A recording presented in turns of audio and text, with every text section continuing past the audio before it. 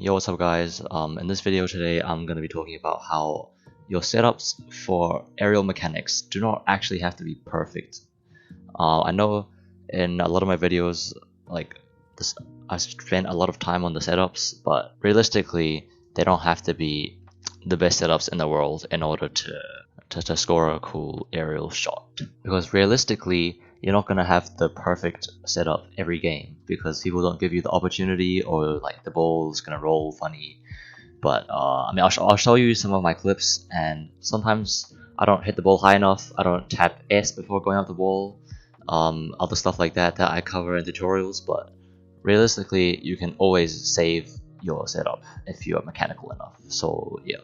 And obviously for stuff like ceiling shots, if your setup launches the ball into the ceiling, that's just not good. But like, take a look at this Garrett G clip right here. Do something. He's managed to get there off the loose pass. Steals the mid boost as well. That's going to slow down Team Dictatas, who are now on the defensive. Still 0 goes. Oh my goodness! Yeah, so as you can see, Rocket League is more about your ability to adapt and not rely on your opponents letting you have the perfect setup. So this is why I think you should go for random setups in game and not worry for your rank too much. Especially if you just want to improve your mechanics and you don't care that much about rank. Because I think this is a pretty good way to improve your aerial mechanics, like trying it out in real matches and not in free play or in a freestyle 1v1 where you have the best setups. So yeah, take a look at this clip here. Basically, I roll the ball to the wall, but it has a little bit of bounce, right? And for most of the setups, I always say to roll the ball, but here it bounces, so you have to adapt to that. So what I do, you see, it's like really far out of the wall, so I just go, hit it towards the backboard, and just go for a double tap instead, where I normally would have gone for an air dribble or something. But yeah, so it's about like your ability to adapt. And same here. I want to go for an air dribble or something, but the opponent is like right here on my tail. So I try to go around him, hoping that he has no boost. And it works. The ball is slightly off the wall, but it's fine. You can still recover it and turn it into a pretty good air dribble. And boom. Okay, so next shot, see here. Oh. It's like the ball's rolling. And you know, for flip resets, I always say hit the ball around here. And when you go, tap S so you have a separation between the ball. But here I didn't tap S because I wasn't planning on going for a flip reset, but it turned out that I could go for one, so I just went for that, and then boom, turn it into a flip reset a little bit to the side, so just flip, and then luckily it went there. That one was a bit of luck, so managed to get a double tap from that. But it's mainly the setup. Like the setup, I didn't hit it at the perfect spot in the wall. I didn't tap S. The many things that probably could have been better, but still savable. I mean scoreable. Mainly because opponents can't save, but yeah. Oh, and same for this setup. See this air dribble setup? I hit it way too far back because I thought that guy was gonna challenge. So way too far back, and then I have to boost a little bit back, and then turn my car now, and then recover it into a nice air dribble.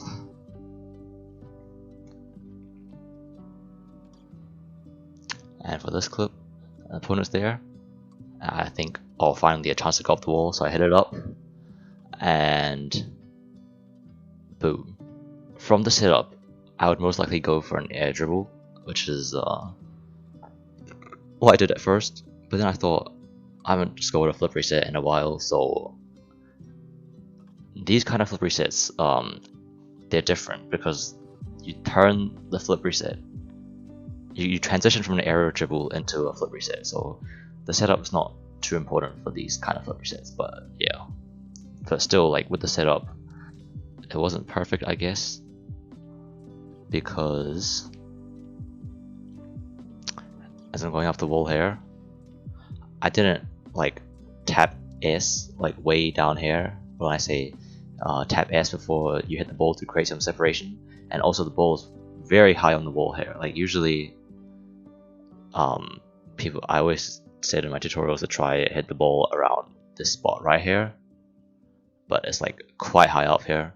And then somehow you can turn it into a real play, because the setup is mainly for making it easy for you to learn. So like the setup gives you the best chance of actually scoring it if you're starting out to learn it, but when you're more advanced, you can do trash setups and still make it. Like this right here, 0 seconds, 3-all, and the boost does not spawn. So I hit it, it's a little bit too far back, so I do 1 touch forward, and then I have no boost here, so I figured just go for a flip reset, and somehow it works. And I don't know why that guy was AFK, like, I think it was Maxi Taxi. Like you see here, he's moving, and then now he's just sitting in there like kickoff. I don't know what he's doing, but yeah. So that works. And, oh, spoilers. Alright, so right off the kickoff here, I go up. The ball is definitely not rolling fast enough, but it's fast, but barely enough. I hit it, not at the right spot too, I think. It's like on this curve. Usually you should be hitting it up higher. So I hit it like that, and then I jump off, and now my car is pretty much above the ball. So how do you stop your vertical momentum instantly? You can either stall or just front flip, diagonal flip, speed flip. Any kind of flip will stop your car's vertical momentum. So I go flip, and then it transitions perfectly into a flip reset. So there you go, and the full clip again. I was pretty proud of that one actually.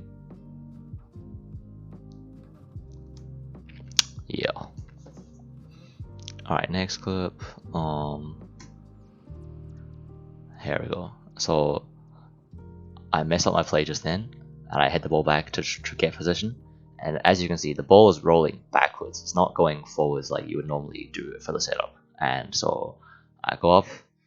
The ball's also pretty high for like the regular setup, so you try to hit it at the corner of the wall. So I managed to get a decent touch, and like, as you see here, if you look closely, I jump right as I'm about to hit the ball, like so that way, like my car comes off and it gets a bit of recoil from the ball, but not so much that it pops it back to the wall. So jumping off helps you to air roll towards the ball and recover faster.